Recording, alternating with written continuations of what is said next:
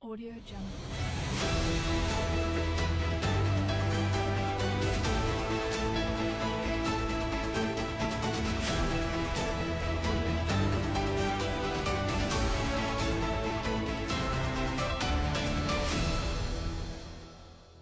Audio Jungle. Assalamualaikum warahmatullahi wabarakatuh. Selamat siang pemirsa, seputar informasi pada siang hari ini di sela-sela aktivitas Anda. Bersama saya Alika Fafairus yang akan membawakan berita-berita terbaru dan terpercaya. Pemirsa, berita hari ini terkait dengan narkoba yang digunakan oleh salah satu selebgram yang bernama Chandrika Cika.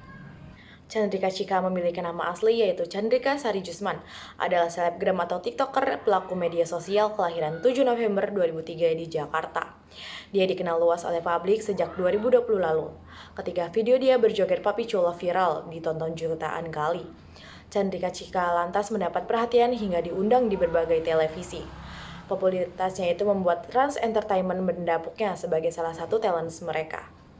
Polisi menangkap selebgram Chandrika Cika, atlet ekspor 4 orang lainnya, terkait kasus penyalahgunaan narkotika di hotel daerah Karet Kuningan Setiabudi, Jakarta Selatan, pada Senin 22 April 2024 pukul 23 waktu Indonesia Barat. Berdasarkan laporan dari masyarakat, dari salah satu hotel ini dijadikan sebagai tempat digunakan penyalahgunaan tindakan pidana narkotika.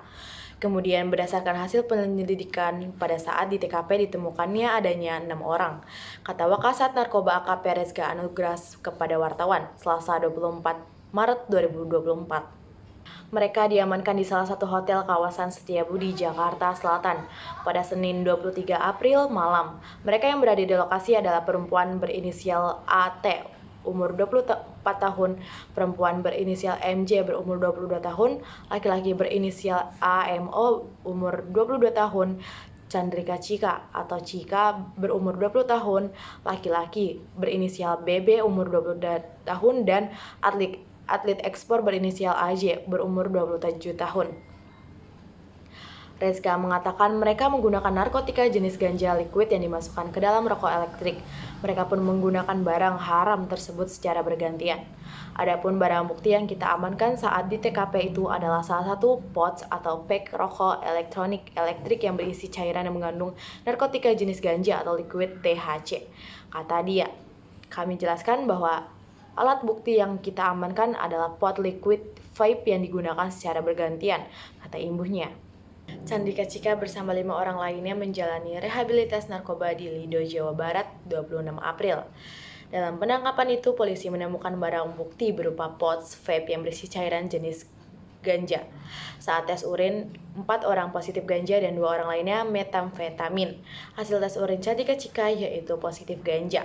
Wakasat Renas Narkoba Polres Metro Jakarta Selatan AKP Rezka Anugrah kala itu mengatakan konsumsi narkoba menjadi hal yang rumlah bagi Chandrika Cika. Mereka disebut tak punya tujuan khusus untuk menggunakan narkoba.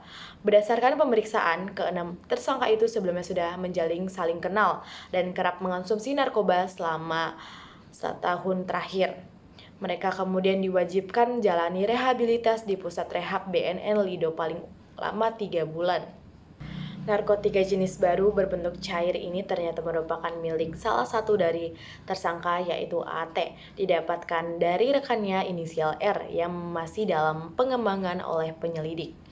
Berkaitan yang positif menggunakan ganja atau THC itu dengan inisial AT, MJ, Cika, dan inisial AMO. Untuk yang positif menggunakan metamfetamin itu inisial MJ dan inisial BB, jelas dari Rezka. Untuk inisial R yang saya sampaikan, kami masih melakukan penyelidikan lebih lanjut baik keberadaan ataupun baik ke depannya kita dalam alami. Berkaitan dengan asal ataupun sumber dari barang itu, kata tambahan Rezka. Akibat pergaulan itu, Rezka menilai para remaja ini menganggap kalau pemakaian narkoba sudah dianggap hal yang rumlah, terkhususnya pada lingkaran pergaulan para selebritis ini.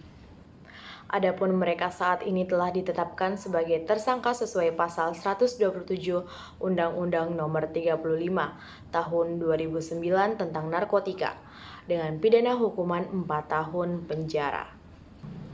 Kasus narkoba Chandrika Cika adalah sebuah kasus yang terjadi di Indonesia yang melibatkan penyalahgunaan narkoba. Dalam kasus ini, Chandrika Cika seorang individu yang terlibat dalam dunia seni. terbukti menggunakan narkoba. Kasus ini menunjukkan betapa masalahnya penyalahgunaan narkoba masih menjadi perhatian di Indonesia, dan bagaimana hal tersebut memengaruhi individu dan masyarakat secara keseluruhan.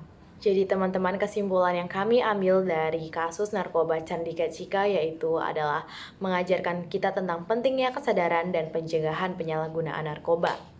Hal ini menunjukkan betapa narkoba dapat memengaruhi individu dan masyarakat secara keseluruhan.